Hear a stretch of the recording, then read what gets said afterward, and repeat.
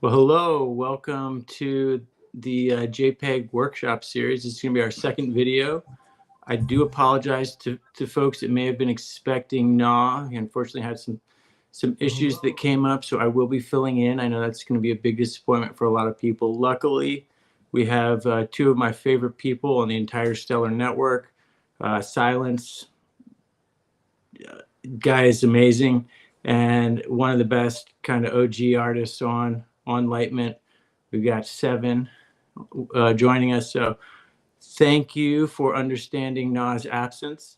Uh, Today we're going to be talking about wallets, Stellar, all that setup. I'm going to pass this off to Silence to give a little breakdown. Yeah, so I think we'll start with just a brief overview of Stellar blockchain. It's a little bit different than Bitcoin or Ethereum. It operates with a ledger and based on trust instead of like a proof of work. So the actual data stored on the chain is stored in a little bit of a different way. Makes it pretty nice for projects like NFTs or peg tokens because it is very cheap to operate on, not a lot of fees.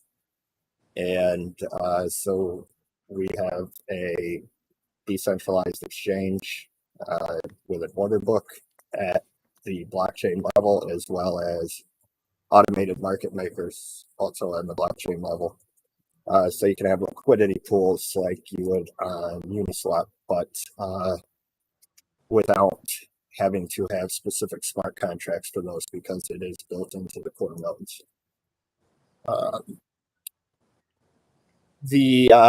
The great thing with assets is with the NFTs, basically it costs next to nothing to mint, and transactions are super fast. So it is kind of an ideal place to have NFT art and the like.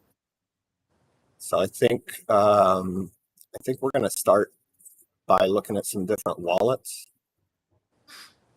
Great. Do you have any preferences?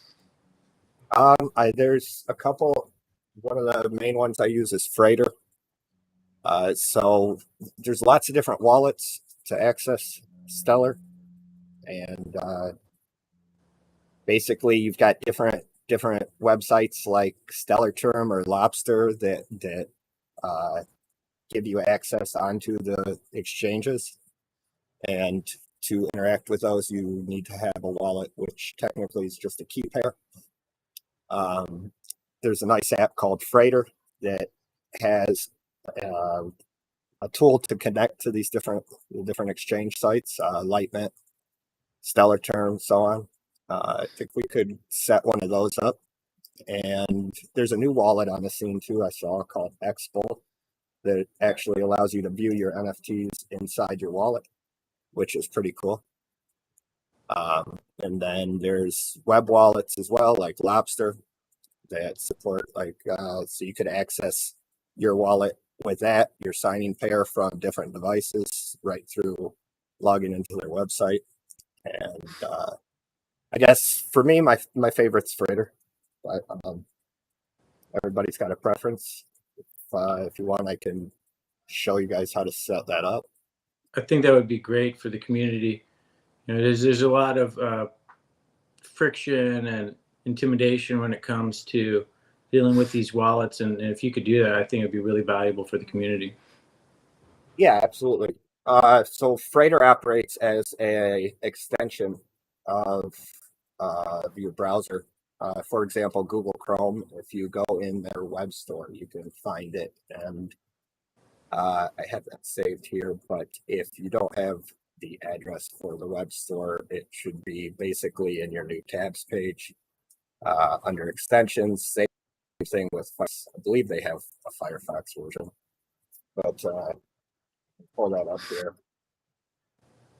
And a lot of people would think about this as a parallel with maybe MetaMask if they're not familiar with the Stellar block.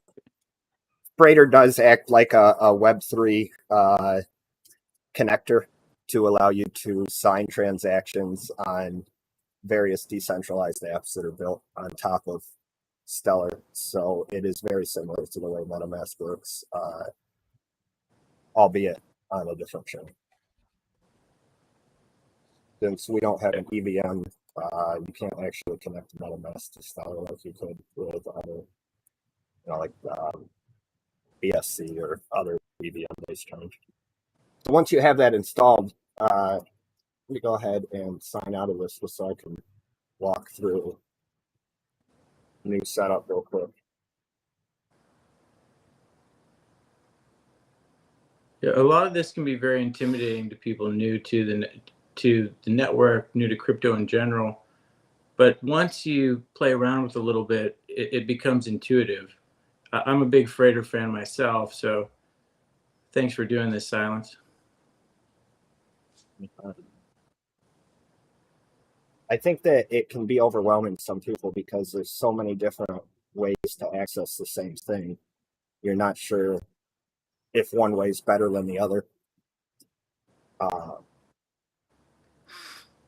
And that's an issue with Stellar. Nice if it was made a little bit clearer. It seems like there's sometimes people might think that one project on Stellar, for example, is like if you're accessing an anchor like UltraStellar, it's still got access to all of Stellar. The same way you could access the same order books that you could on Lobster or on Stellar, for example. Basically, after you install Freighter, you'll get this screen here that pops up. Unless you have an HD phrase that you want to use to import, and just go ahead and create a new seed phrase. This actually is a deterministic phrase of 12 words in order to basically every address that's generated using that phrase is related to each other, so it backs up all your addresses at once. But you can still export individual private keys from Freighter if you needed to. So after you do that, you just set a password. This password will be used anytime you want to sign a transaction. Now, it's very important for people to remember to save that seed phrase and keep it secure, maybe multiple copies, and preferably maybe not on a live stream, right? But exactly. Definitely keep it, because I've known people that have lost a lot of money because they lost their backup phrases. That's one of the things. Cryptocurrency has a lot of benefits, but you have ownership over your wallet. There's no one to call up and reset your password. If you lose that, you're done. You have to keep that, and you don't want to keep it in your photos. You don't want to keep it in your phone. If someone gets your phone, they have your wallet. My advice is write it down, put it in a safe, keep it secure. That is your money, and it has to stay secure. And you keep that in mind. There's a lot of scammers out there. Yes, I'm sure this account will be dead. Hopefully not before the end of the live stream. I'm hacking into it right now. Go ahead. So once you've done that, you've set up your phrase. It makes you, basically type your phrase back in the correct order. On that second page, you can't just copy and paste it. So it does encourage you to actually write it down somewhere. It's really one of the main things to stress when you're setting up a wallet is you have to keep in mind that you are the security, and there's no one to call. And I've seen a lot of really sad stories about this, and wallet maintenance is key. It's key to cryptocurrency. This is decentralized. And, it's nice to, I'm sure everyone here has had to call at some point and say, I forgot my password, and you get it reset. That's just not an option. So it is essential. Yeah, I see a question about importing a private key. You can import a private key to Freighter. After you've set it up, If you have, for example, just a Stellar private key, which is going to be a key pair that starts with S, that matches up to, your public key address, you can go in here under where it shows your accounts. You click on the extension, click the down arrow there, click import a Stellar secret key, and then basically paste your key there. So, for example,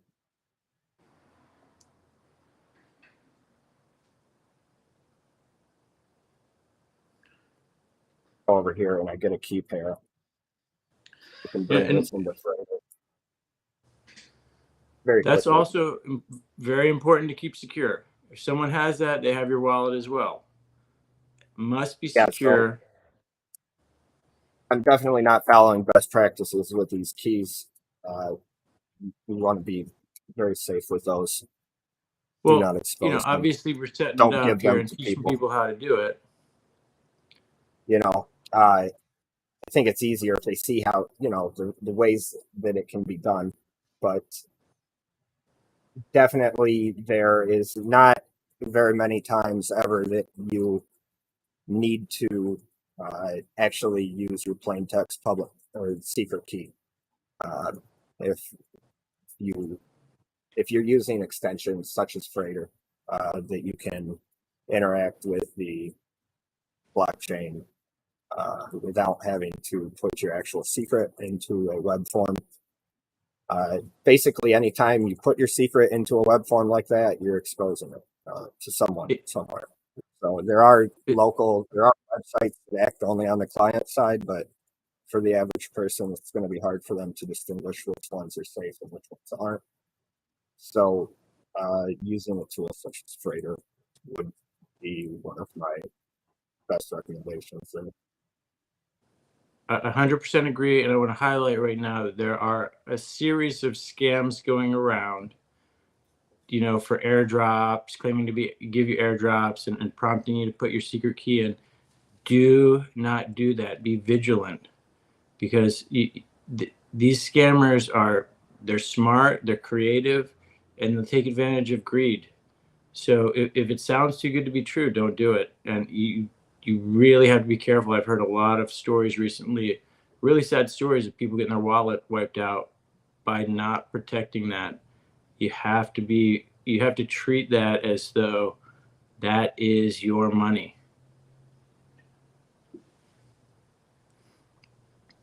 I do love well, Freighter. I'm a big. I'm Go going to ahead. set up Expo also real quick here. I'm just going to import the same key because I want to have a functional account.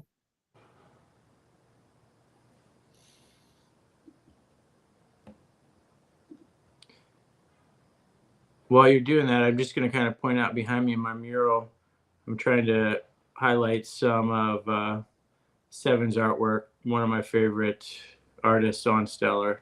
I love those moon Twinkies. There's one up there right now. One of the first guys to really have some utility as far as story goes behind his art, and I think that story and fun is a tremendous utility. So congratulations, Seven. Thanks for everything you do. Thank you. I love that mural film. I really want to get one of those.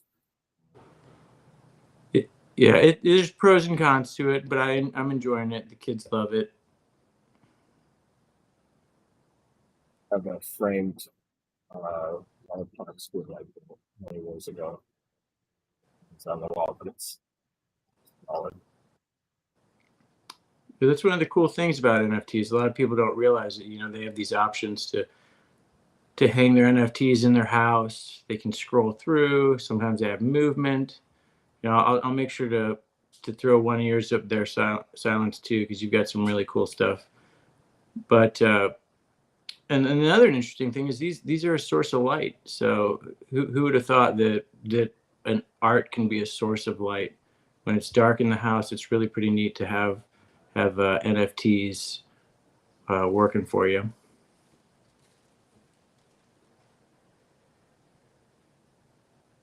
I've got that imported into Expo as well.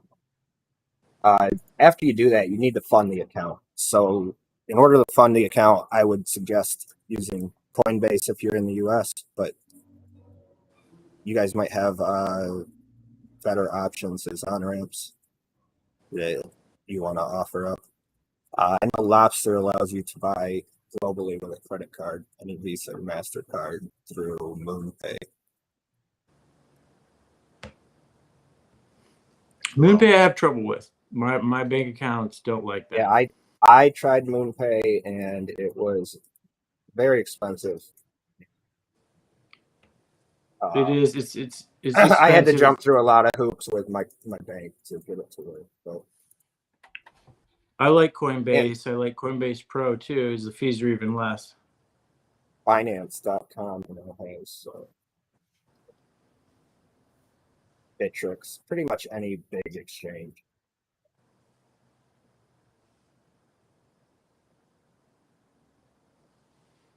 While you're doing that, I'm going to send one of your pieces of art to my my mural. Oh, nice. Yeah, I'm going to go ahead I and love this. actually fund this account is from one of my Stellar wallets, but the process to create the account, if you're coming in from an exchange, is basically you would withdraw from the exchange to your new account address. To get that address, you'll select which account you want to use here in your drop down, and then press the copy button. Same type of thing on Expo. Click the actual address, and it will copy it to your clipboard. Stellar's unique. It has a lot of wallets. A lot of other blockchains don't have a lot of wallets. So there's two ways to look at that. You know, I mean, it can be confusing to some extent, but it's also giving you options. So that's one of the things I like. Xpool definitely is really trying to, I think, be kind of a NFT focused wallet. It's nice that they have the option to display your art a little bit better than some of the others. I would like to see Freighter go that route.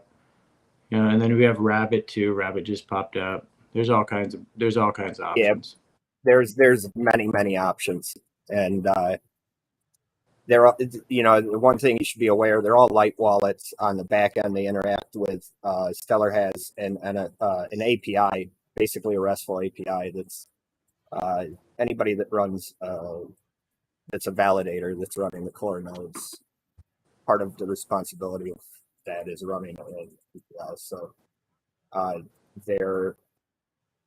it's kind of built for interacting through web native. Be nice if there was a subgraph. Now, one of the interesting things about Stellar 2 is this whole claimable balance aspect, you know, and setting up trust lines, and you know, it can be overwhelming, but I think that it's really a good system. You know, it's one of those things where great products sometimes take a little bit of time to learn. I mean, I even remember when email came out, it was confusing, but now it's second nature. So it's worth time, the time invested to learn about these things. Exactly. I say it can take a lot of effort to really get to know all the different aspects of it. There's lots of differences in blockchain between all the different projects that are out there, and when you come into it, you don't know where to start. All you know is that you want to get coins, right, and assets. Trying to figure it out. It's true, and I often recommend to people, don't spread yourself too thin. Try to determine blockchains that you gel with, and you know, focus on them. That's why I'm a big Stellar maximalist personally. You know, you were talking about Stellar and some of the benefits earlier, the low fees, the fast transaction, the security. But one thing too that people don't realize is it's green. There's a lot of publicity lately with, you know, some of the more traditional blockchains are just sucking energy up in order to mine their tokens, whereas Stellar is more of a mint-based project, and it's pretty much carbon neutral, and it's one of the main reasons I'm on board with Stellar.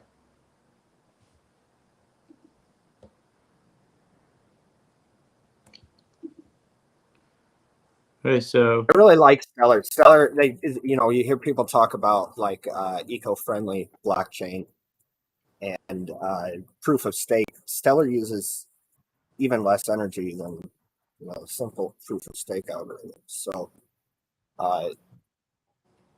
it's a nice network because it's built on trust of stakeholders in the network, and it kind of gives motivation in a different way to participate in the blockchain beyond just like if you're on Ethereum, if you're just a miner or you're just trading.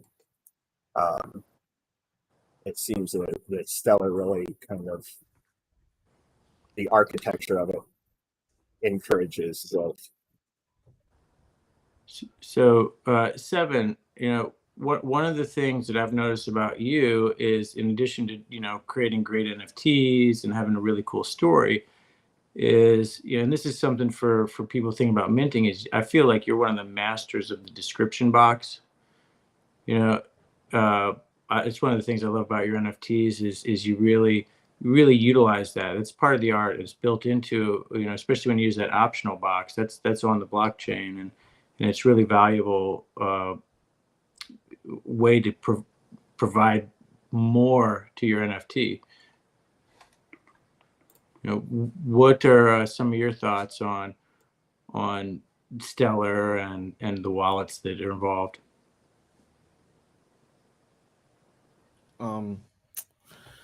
Basically, when it came to all like the rest of the blockchains and stuff like that, I didn't really do too much research into some of the things that they do and stuff like that. So I only really know about Stellar because that's like the blockchain that I pretty much picked to make NFTs on because the fees and everything were pretty low.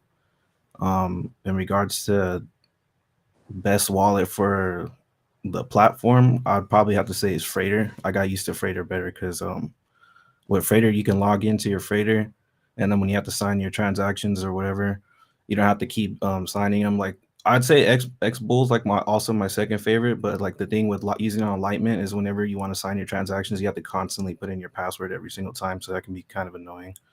But yeah, so I'd use a Freighter mostly for Litemint because it's just a lot more simpler, easy. I don't have to constantly log in a whole bunch of times. I can just confirm the transactions and stuff like that. And then like what Silent was showing you with the import the keys, you can end up using both because I've seen somebody asked in the questions which one would be better. So my recommendation is basically just use both of them. You can get your secret by creating an X-Bull wallet, and then you can take that secret key and then import it directly into the Freighter wallet. So then you can use both of them, because if you have like say a Android device or something like that, you can end up putting the X-Bull wallet directly on your phone and just have it mobile with you whenever. And that's one of the things that I like, because I have a Lobster wallet too. Well, I have a bunch of wallets, but I have a Lobster wallet too, and I have that one for mobile usage.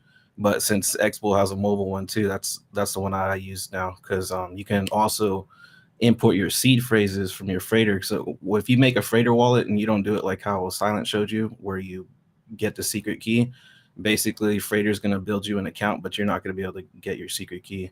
But you can upload that seed phrase directly into Expo wallet, and it'll open it all up for you. But yeah, that's what I wanted. That's one of the things that I wanted a mobile wallet for my actual NFT store. And the way that I could do that was to upload the seed phrases directly into Expo wallet from the Freighter wallet. So I honestly use both, and I use other different wallets too. Actually, the Litemint platform, they actually have their own wallet too. So I use that one for buying other people's NFTs. I actually have an account that I have set up for all that. So wallets, I would say use Freighter, Expo, or stuff like that. Those are the two best wallets that are out there. But yeah. That's true. Now, I will tell you, I'm a big fan of some of these smart NFTs that KalePale's doing, and those really require albedo. I don't really sure how to pronounce it. So yeah, albedo. Albedo, yeah. So there's so many options. That one's super simple. Yeah. And those, that one's that's a good option to have. It's used on a lot of sites still. So that's the nice thing about being able to. You can have multiple wallets with the same account if you wanted to. I wouldn't always advise that to be the safest thing. Everybody's got to do their own risk analysis on that. Not something I will recommend one way or the other. But then somebody had asked also about why Stellar was eco-friendly. Well, basically, the validators, there's no big computation set in order to find the next ledger. It simply does the math. And then the validators are motivated to find trust with each other, come to agreement on which ledger is correct, because all of them are motivated to make the ledger move forward because their own infrastructure relies on that validator. That validator, though, the software that they're running that is running Stellar blockchain basically isn't using any more energy than what would be required if they were hosting their own web servers and databases, if that makes sense.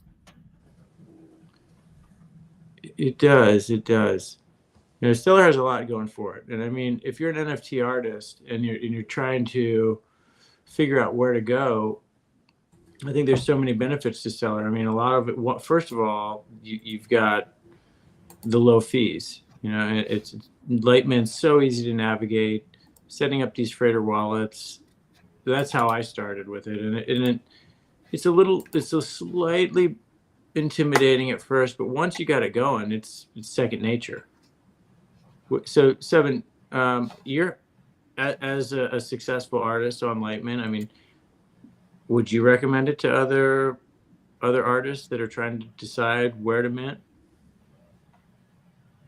Yeah, I definitely recommend it. I mean, it's not going to cost you like a whole lot of money to be able to mint these NFTs, and it doesn't actually cost any of your customers a whole lot of money to be able to purchase NFTs. I think what was it? I think it was on Solana. I was using Solana the other, I'd say probably like 2 weeks ago, and it costed me like a whole $1 transaction just to not only mint the NFT, but also to put it for sale, like to list it on the marketplace. So that was kind of a lot. And with Stellar and Litemint, if you want to do your listing, it might as well be free. I mean, you just have to pay the super low network fee, and then it'll reserve 0.5 XLM to do the sell. But I mean, right after that, you pretty much get rid of it. You get your 0.5 XLM right back. So I definitely recommend Litemint too as a platform to use for minting NFTs and buying NFTs. No, I agree. As someone who buys and mints myself, I'm super happy with it. And the other thing is the integrity.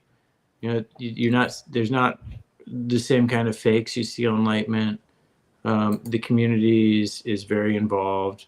The customer service is excellent. Yeah, I mean, anyone who's been on the Litemint Discord knows that, you know, the CEO of the company is on there answering your questions, you know, relatively fast. I mean, Fred's like a superhero in the Stellarverse. And I feel like NFTs, they have so much potential to change the world. It's a new tool for artists, you know, all types of artists, visual, you know, audio now is huge. They just added that with Litemint, and it's when you can cut out the middleman and you decentralize these types of things, it just gives artists freedom. It gives the collectors the ability to directly interact with the artists. I'm a huge fan of Litemint. In addition, the other thing that artists want to think about is it's relatively new. If you go on OpenSea, I mean, you're going to start out, you're going to be a pretty tiny fish in a relatively huge pond. You come to Litemint and you're going to get a lot more attention, especially if what you're doing is pretty compelling. So I'm a huge fan, and I also just like to know that when I buy art, it's legitimate, and that seems to be a pretty safe feature on Litemint.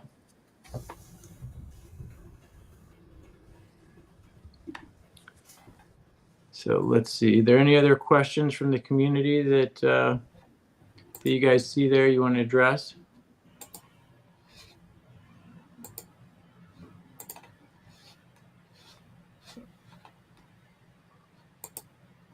We're going to try to create an account on Litemint to show people. Yeah, we can do that. It's super easy. My mic was muted. Is it working? Oh, sorry. That's so funny. Yeah, I can hear you now. I saw a question from Colette. Said, is Litemint the only platform on Stellar selling NFTs? And what's the best search engine to run Litemint? She says, Brave won't let me use, but Safari does. And how many Stellar wallets are there? I can address that last one, those first two. Maybe 7 you can look at. Okay, you want me to copy you those?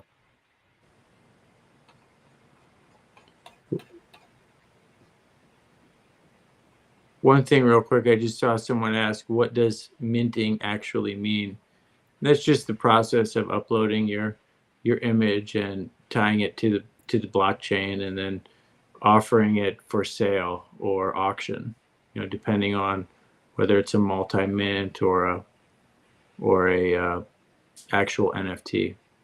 Yeah, so it would be the process of actually creating the asset that exactly is the NFT on chain.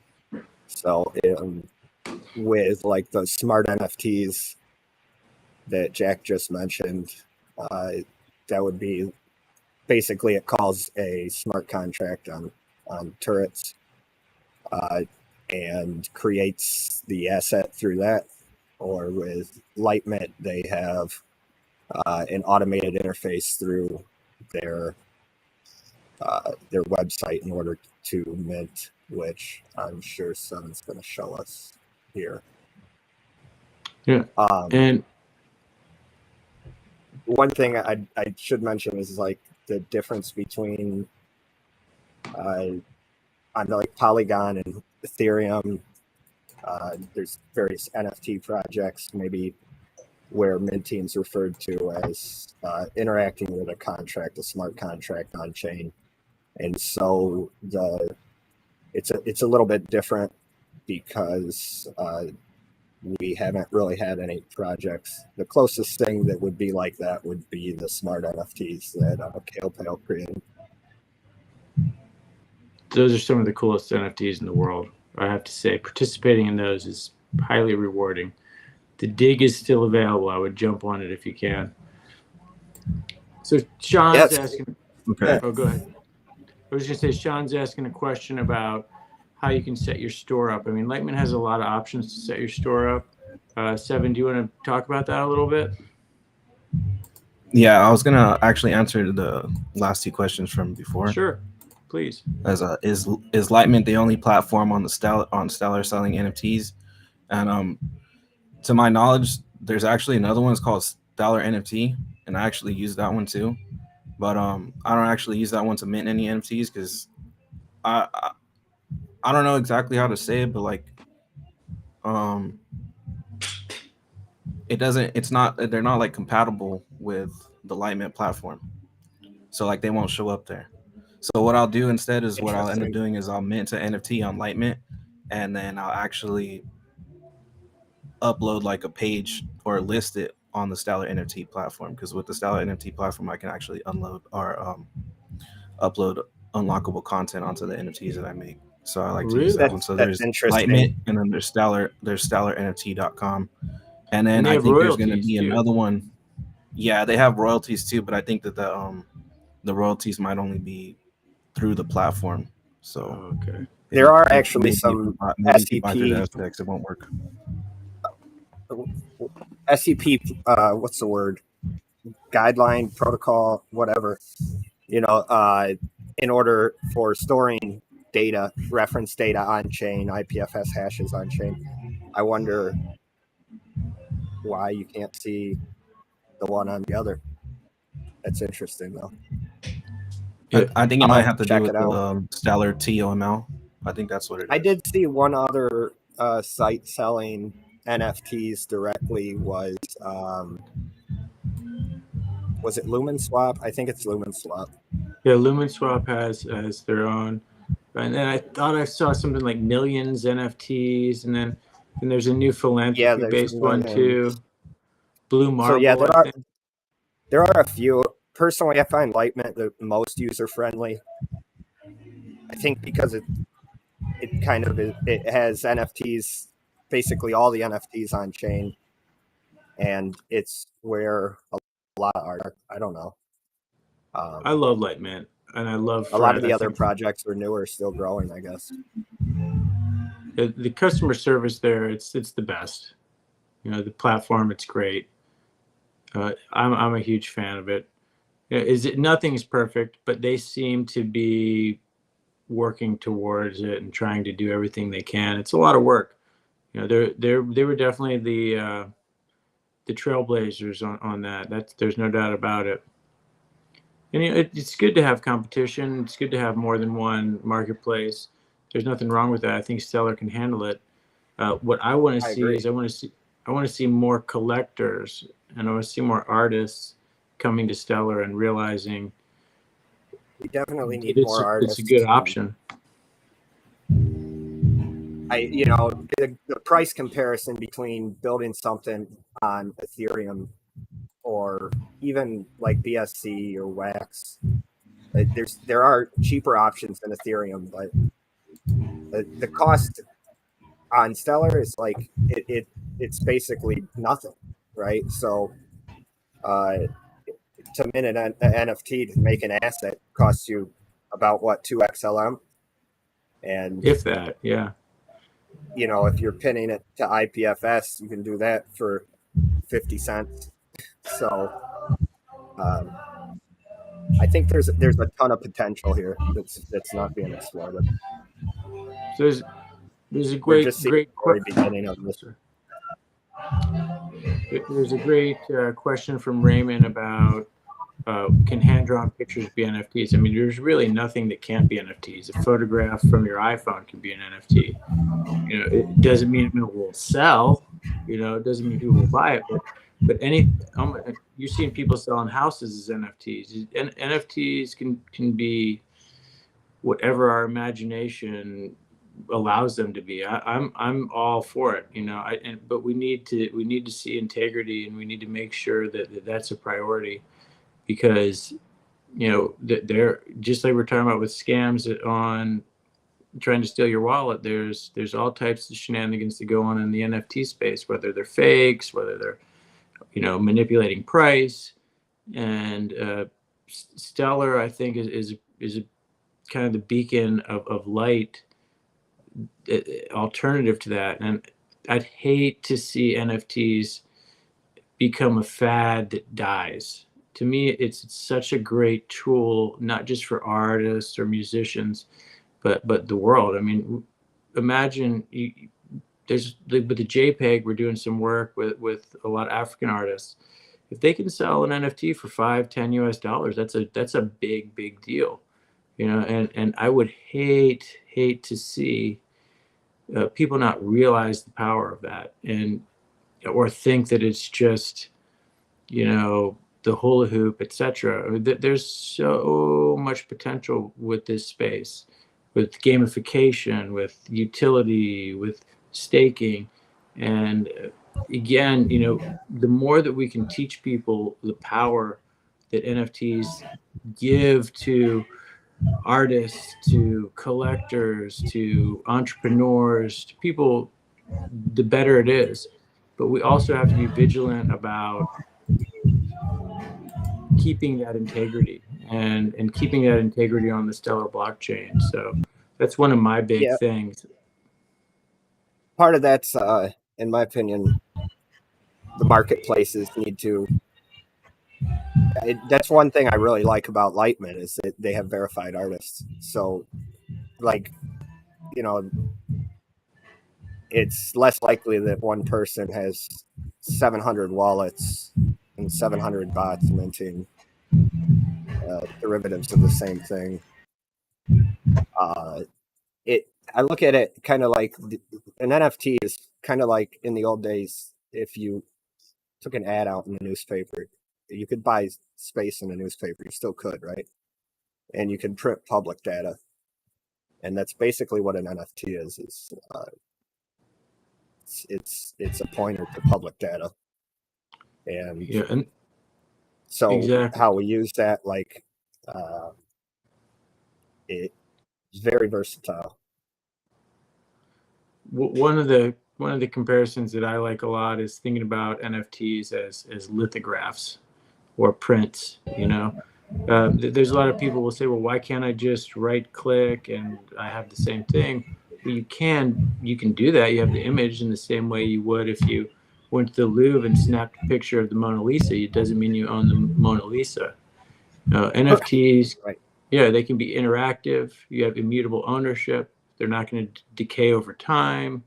There's so many benefits. They can be used in real world situations.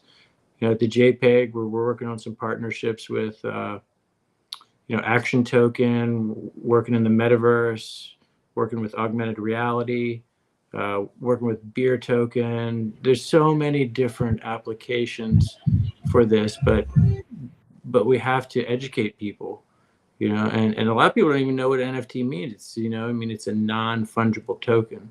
It's a one of one, and it's different than some of these multi-mints. A lot of people don't realize that Yeah, if you have the Stellar, that's kind of unique, isn't it? it is. There's three multi-mint. distinct assets. Yeah. The way I look at Stellar is you have three distinct assets. You have the standard token like XLM, which is divisible to, 7 decimal places. Then you have an NFT, which is a one of one at the lowest stroop, at a single stroop, non-fungible, can't be, there's no division of it. There's no way to compromise that ownership. And then you have these kind of multiple mint NFTs that are set up to be indivisible like an NFT is, but they are fungible. I know a lot of folks will mint maybe a copy of 10 NFT. Well, they're no longer NFTs then. They're digital collectibles. They're fungible tokens, but they are not divisible. And each one of these different asset classes has unique characteristics that open up a world of opportunities for artists, for businessmen, for collectors. I mean, there's so much. It's such a new area that we have to learn about it and understand it, and then two, we have to educate people properly about what it is and the potential I think of it's it. kind of it's almost like a fluid definition. Like NFT has been used kind of in the same way, like crypto is interchangeable with Bitcoin or Ethereum. Like, it meant the same thing to the majority of people, and NFT's kind of just been it's been used as a marketing term, across the masses. So the thing about it is that the definition of what it is different in different places, if that makes sense. So Should we show people how to set up an account on Litemint? You should. Let's do it. You want to do Think that, Seven's Seven? got that? Yeah, we can do that.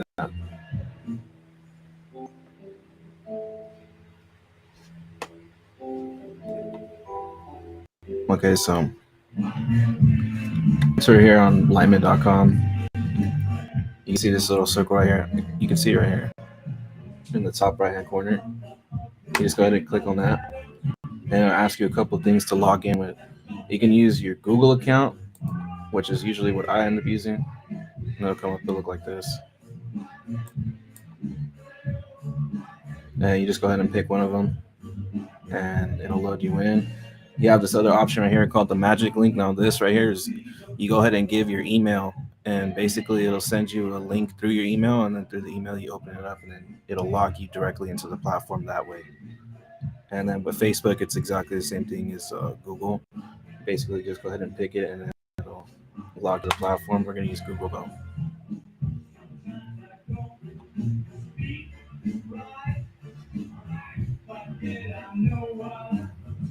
So once you click it, it should log you in.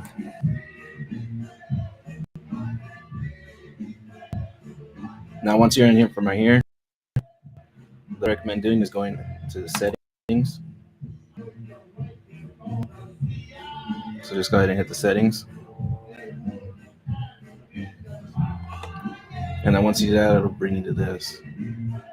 Now, what you want to do, especially, is right here where it says user ID. You're going to definitely want to change this one, and you're going to make sure you want to change that before you mint any NFTs. Because if you change it after you've minted an NFT, you're going to lose access to tagging the NFT that you minted first.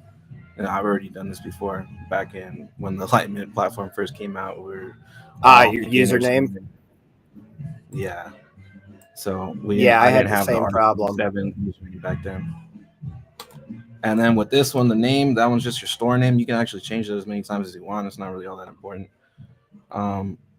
For this right here where it says profile picture, you actually have the ability to upload your own profile pictures now. So you can just go ahead and just click that, and it'll give you like a list of stuff that you can use that you want to use. And yeah, just go ahead and pick one. You can use it. And then right here too is also a background picture that you want to use. This right here is like for the banner for your store. So like it'll show up right here. In this whole little space right here behind where it don't show anything, this is actually where this picture will show up right here. And so once you press save, it'll change all the it'll do all the changes. But if you also look, if you press your home page, it won't show anything. Well, this wallet that I have connected to it, it don't have anything in it, but even if you do have a wallet that has stuff in it, it'll still show up like that. So if you want to have your NFTs displayed, what you got to do is you got to go right here to customize your storefront.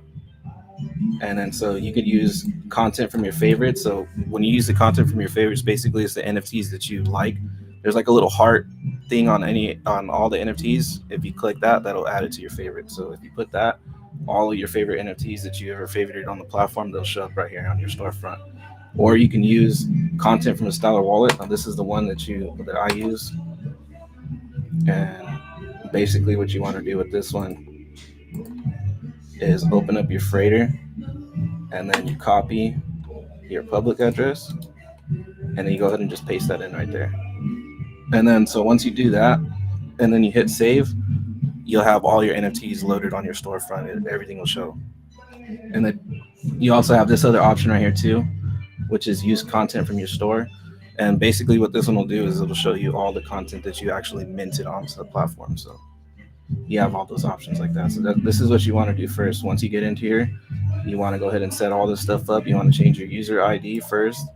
And then if you want to add your banner or your profile picture, you can do that. And then come to your storefront and customize it and add your public wallet, or just use the content from your store. Now, the next thing you're going to want to do is connect a wallet on the platform. So right here on the top right hand corner next to the account, you'll see this little thing right here. That's where you connect your wallet at. So you go ahead and click on that. And then here's your options right here. You have Freighter, which is the one that we're going to be using. We're going to have the light bar. We're going to have Wallet Connect. And so what Wallet Connect is for is that one's actually for the Lobster wallet. And basically what it does is when you open it up, it'll give you a QR code. And with your Lobster wallet on your mobile phone, you'll just go ahead and scan the code up. And then it'll connect you through the platform like that.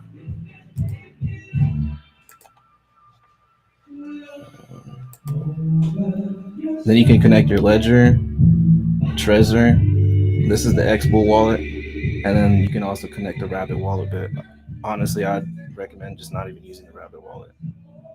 It's a good wallet, but I wouldn't use it for NFTs. It's probably not the best wallet for NFTs. And then right here, you have this one. This is for pretty much any of the wallets that aren't on the list. You can basically just paste in your public key right here.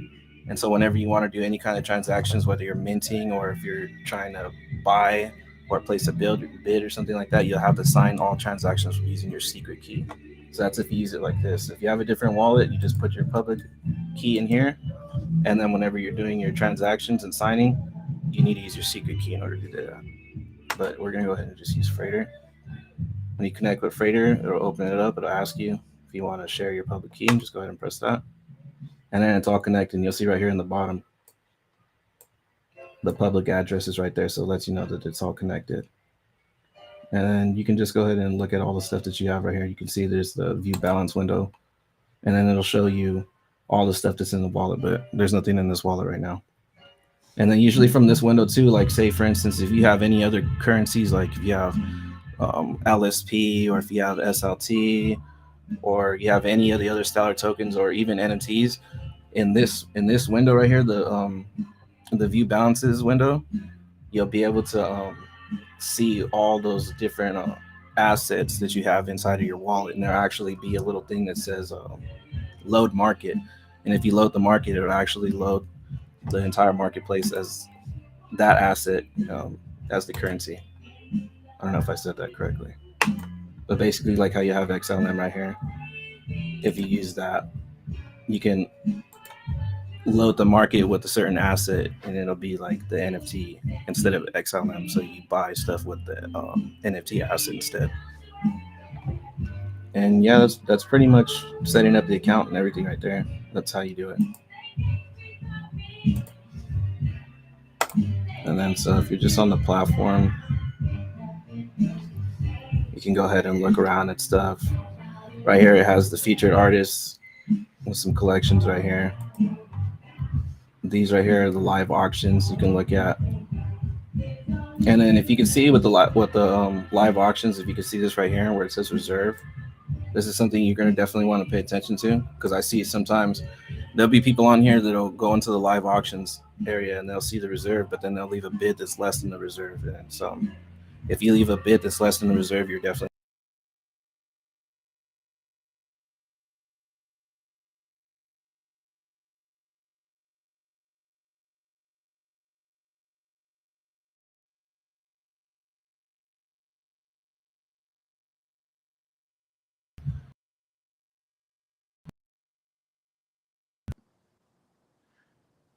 So I don't know. I think Silence might have.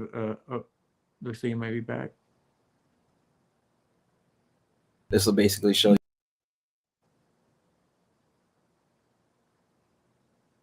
you all the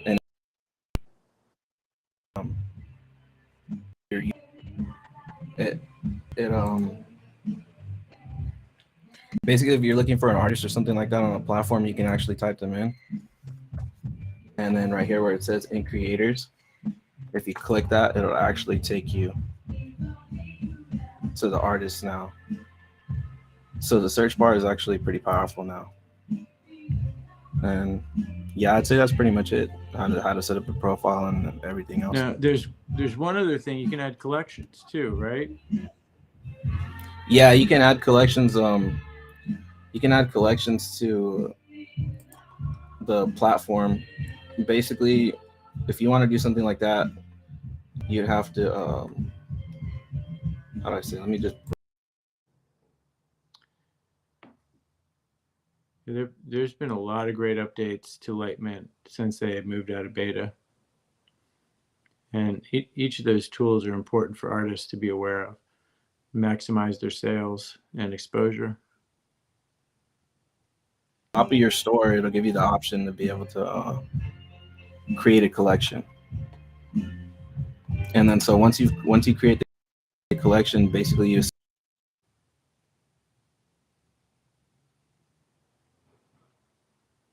Internet's a beautiful thing, I'll tell you what.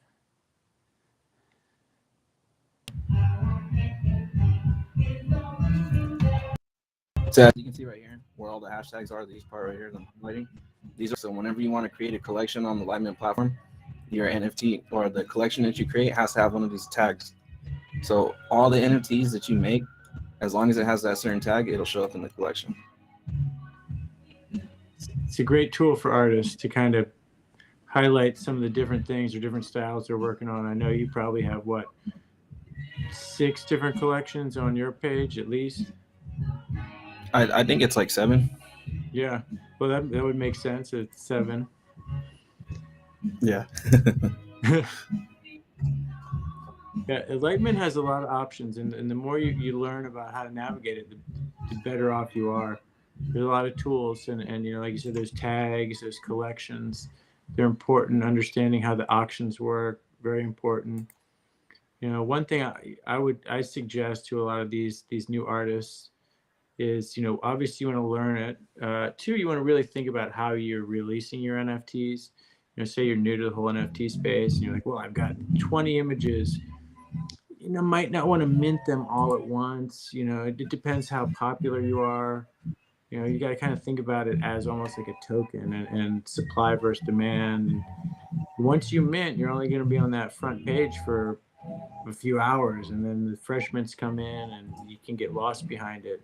And if you have your collections, or you utilize the auction function, then you can kind of keep yourself front and center there. One person asked about the maximum size of an NFT. Is it 100 megabytes now, or is that correct, Seven?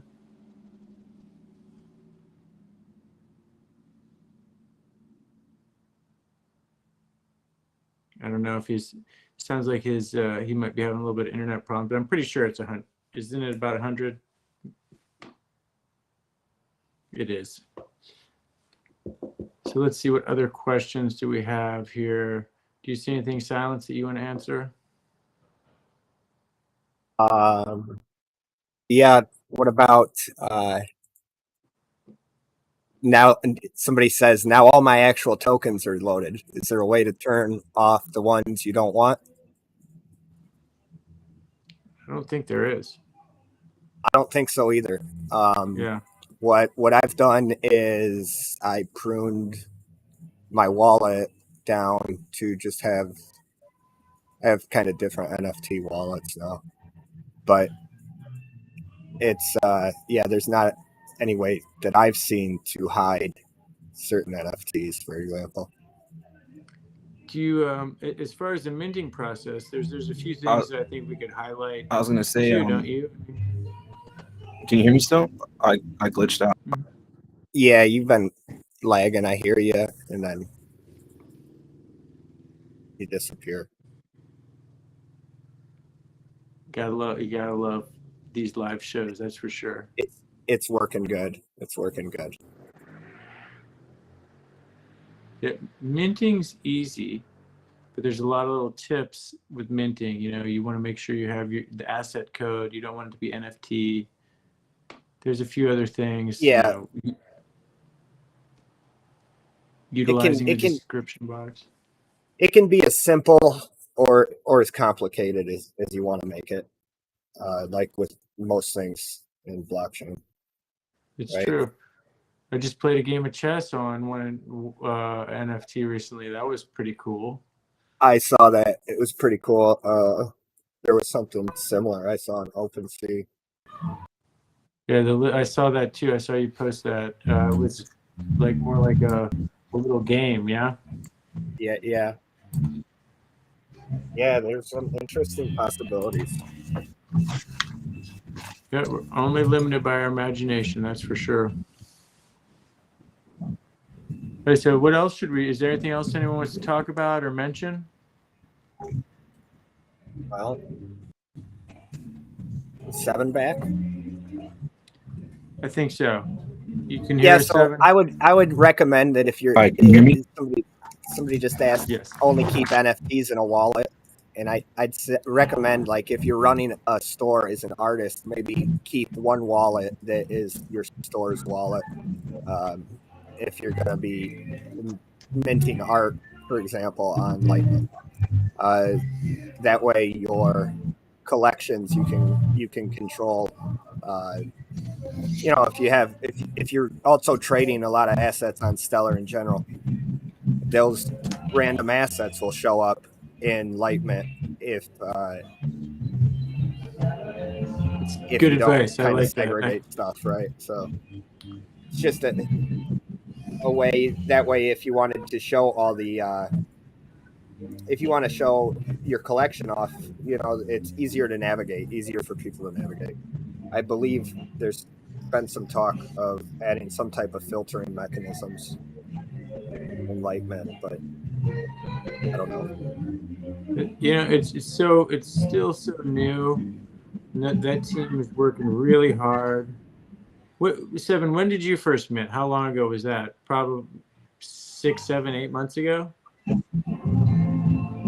Yeah, when the platform first came out in May. Wow, even almost a year now. Isn't that crazy? It's almost a year old.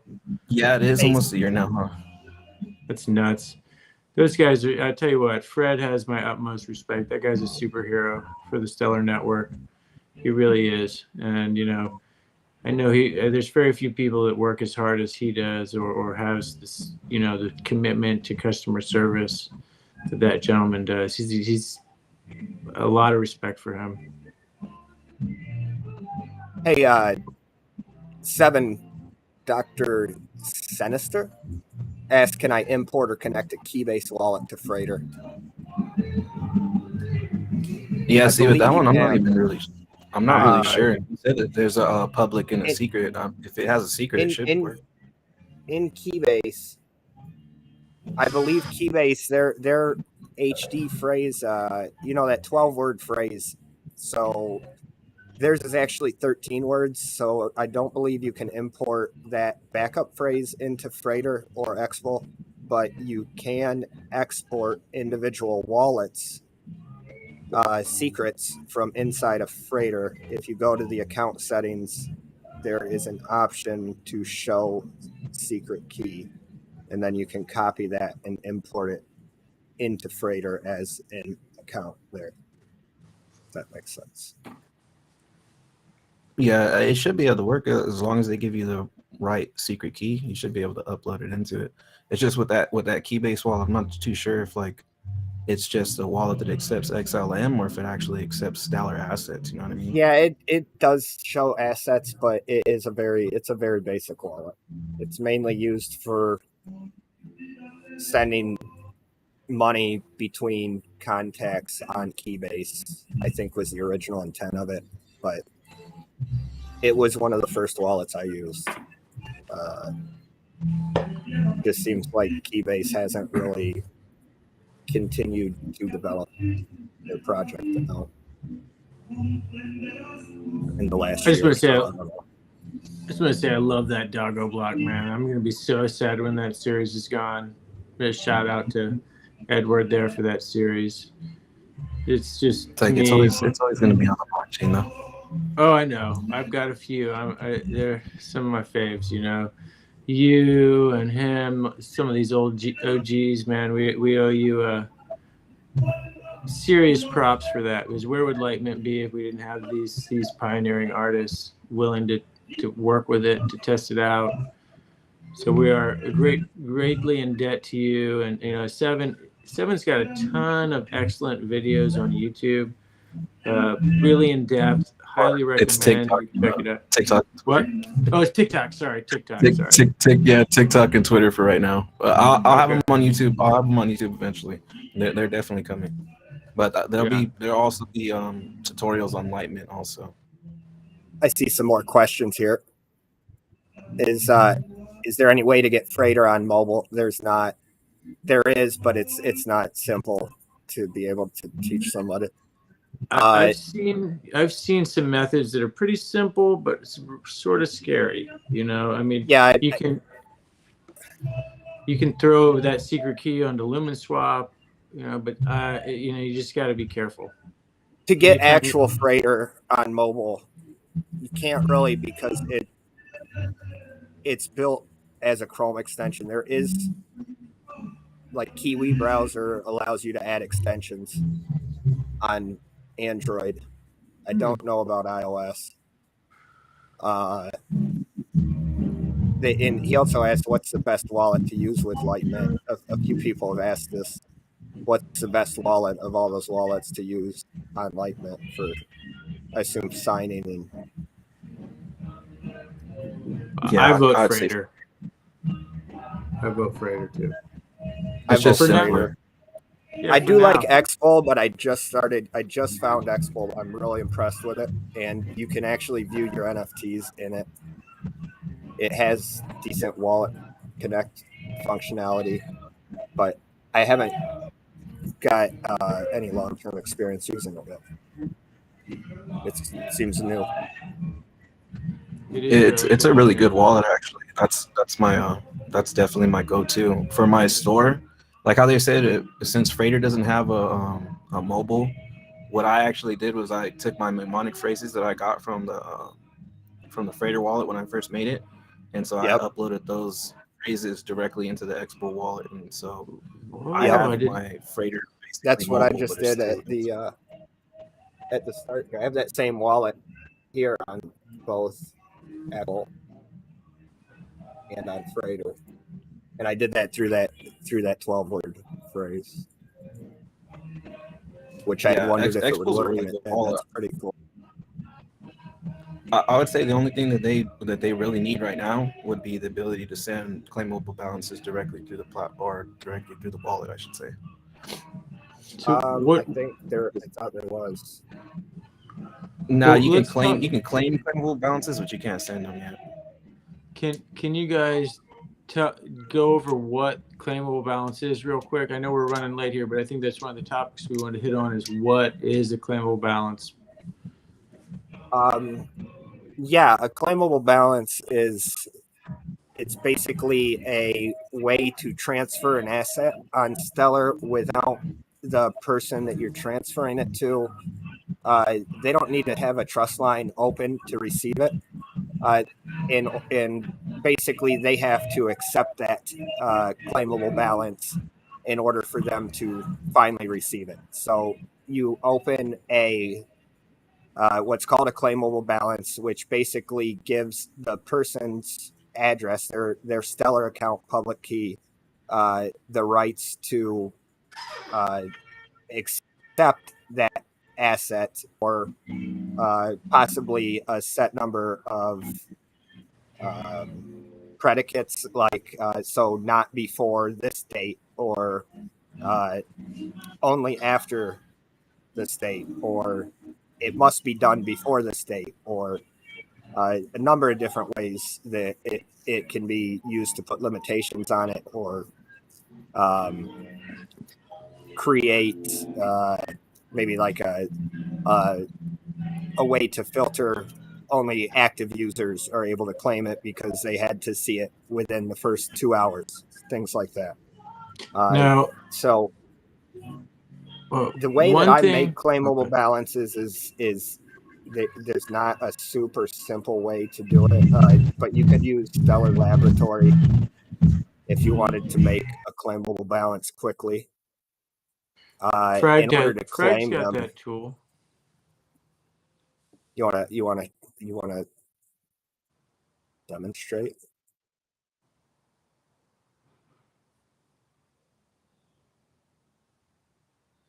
Let's do it. Yeah, that's the create page right there in front of us. That's how you mint your token right there. Yeah, okay, so somebody, let me make something here on this. Are we, let me see, did I link that account?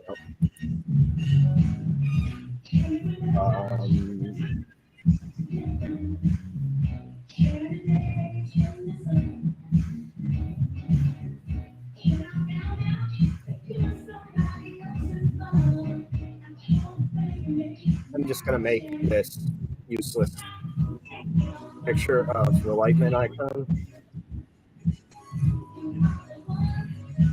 So now you set And the then I'm going to make name. this into a claimable balance. Okay. So this name, the name that will appear in your store, like as an actual item. If you look at the different items, you see late climate, NFT, black energy source. That is the name right there. You can also add a long description where you could enter markdown or other more detailed stuff, because Hyperlinks. this is a short description, so it has a character limit. But in the long description, you can add, interactivity. So kind of like back in the day, there was like MySpace that you could have a profile where you could add pictures and stuff too. You can technically do that in the long description. I'm going to leave that off. The Stellar TOML is actually a file that's hosted with information about the asset. Litemint can provide the hosting through when you set up a store. They set up a domain that becomes your account's home domain, which is, for example, this accounts would be XOEDP9 dot Litemint dot store. You can host your own if you wanted to, but I don't think that it is something this all would cover. So the code right here is the name of the asset on chain, which is the name people would see when they look in their wallets. So we'll just call this, like, it can be up to 12 characters. And definitely change that name too. You don't want to leave it as NFT. You gotta change that name. Gotta change that name. What name? This name? Oh no, not yours is fine. I'm just saying people in general don't leave it NFT. Oh yeah. Don't leave it NFT because you'll see, like, if you buy a lot of NFTs, I have like 20 in my wallet that are all called NFT, and you have no idea which one is which. So it's true. Yeah, between that and naming your store, those are important. You got to get your username. You got to that's essential too. Like Seven pointed out, it's very easy to overlook that before you mint your first time. So basically, the way Litemint makes your NFT is it is pinning data to an IPFS hash, and you can see here, for example, these details about the NFT then can be used by like other marketplaces or wallets to show what is actually tied to that asset. And now, so from what I understand, the main description box is not necessarily linked to the blockchain, where the optional box actually is. Is that correct or incorrect? I have not researched it. That's just something that Paul told me the other day when I was minting for the JPEG, is that if you want it to be... I didn't put a long description to check, but basically in this metadata, after you mint, you get this information here that shows item code, item issuer, the IPFS, and the IPFS meta. It should be stored inside the IPFS meta, but whatever Fred says is the truth, since I'm just a user. Yeah. Very good. I think so. Basically, I'm sorry. I'm just signing this transaction real quick so that I can, after I do this, I'm going to create a claimable balance and show how to claim it. But you can go on. It's basically when you hit sign, this is when it's actually minting it to the blockchain.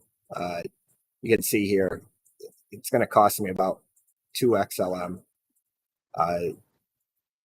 Basically, those fees are used in creating the account that is used to issue the asset, and then that asset is then sent from the issuer account to your wallet. The issuer account then is removed so that it's a locked account, so no more can be issued, and you're storing your IPFS hash data in a managed data operation. So technically, like this information here that you get, you could technically use this information to mint. You can mint your own NFT outside of Light if you want to. And you would have to create all that yourself, of course, but this is the actual data that's stored on chain in order to interact with the Light platform. That makes sense. Very cool. So I feel like we've been pretty comprehensive here. Do you think there's anything we've missed out on? We're coming up on, I think, 1 hour and 15 minutes. I think we're good. We're good. The claimable balance is it's a pretty simple thing. I love that new congratulations when you mint that little.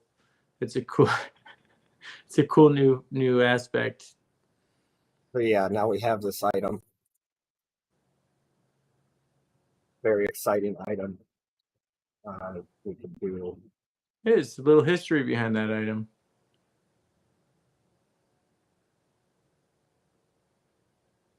So on Stellar Laboratory, you can build a transaction. What I'm going to do is create a claimable balance for this asset created. I'm just going to copy the address. Silence, have you ever used that tool that Paul Fragged Reality came up with, the balances, Stellar? I mean, that's a pretty cool tool for I do know that tool. Yeah. I have not used it to create a claimable balance. Oh man, it's easy. It's easy. It'd give you a little trouble when you got a lot in your wallet. It doesn't like the wallets to be too big, but I feel like that issue's been cleaned up lately. Yeah, I've definitely used it on other aspects, but I have a stupid claimable balance I created that overflows. Sure. Basically, it's incompatible with my one wallet that I would use it with.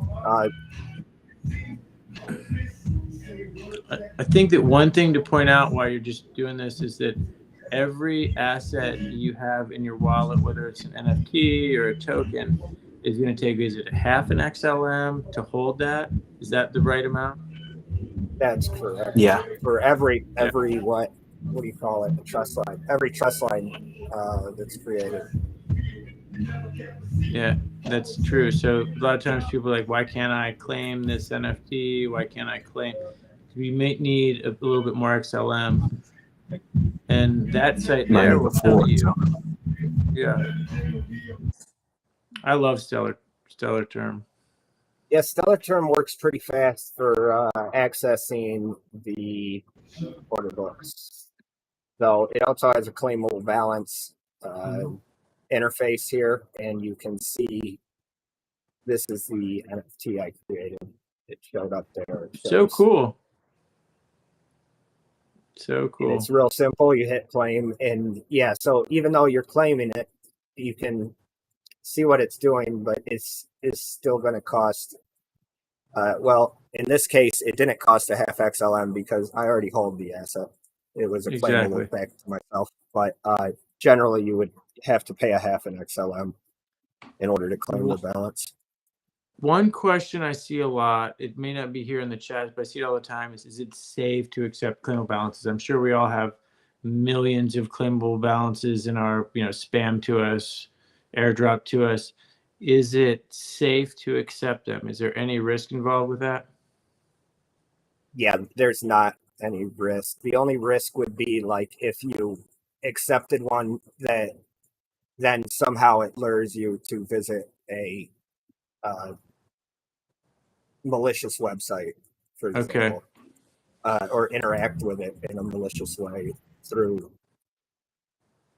whatever. If it has a domain, right, and you go to their home domain and then it says connect your wallet, and you just quickly, it looks legit, so you go ahead and do it, and then you find out your wallet's empty. So yeah, but just accepting the claimable balance or sending it, selling it, whatever, closing the trust line, opening the trust line, it poses no risk.